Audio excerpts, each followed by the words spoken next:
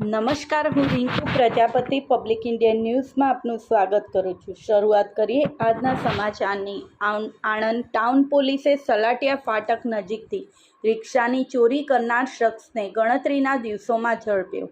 Anand town પોલીસે શહેરના સલાટિયા ફાટક નજીક એક મકાનની બહાર પાર્ક કરેલી રિક્ષાની ચોરી કરનાર શખ્સને ગણતરીના દિવસોમાં ઝડપી પાડ્યો છે। તેની પાસેથી ચોરીમાં ગયેલી રિક્ષા જપ્ત કરી આગળની કાર્યવાહી હાથ ધરી છે। આણંદમાં અમીના મંઝિલની બાજુમાં આવેલ યાદગાર સોસાયટીમાં રહેતા આસિફભાઈ નાસિરભાઈ શેખે 6 માસ અગાઉ પોતાની સીએનજી રિક્ષા મિત્ર પ્રકાશભાઈ રમેશભાઈ ભીલ રહેઠાણ સલાટિયા ફાટક પાસે આશાનગર ચોકડી નજીક આણંદને ફેરવવા માટે આપી હતી।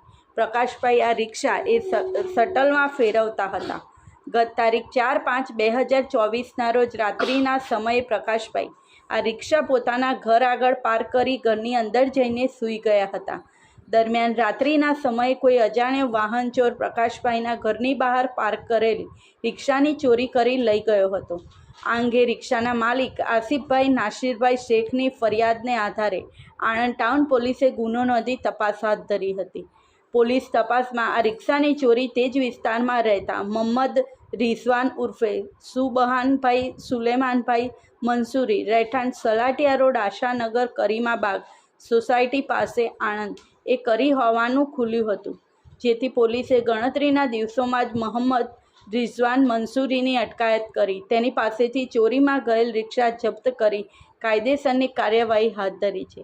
આ સાથે આજના સમાચારને સમાપ્ત કરીએ છીએ।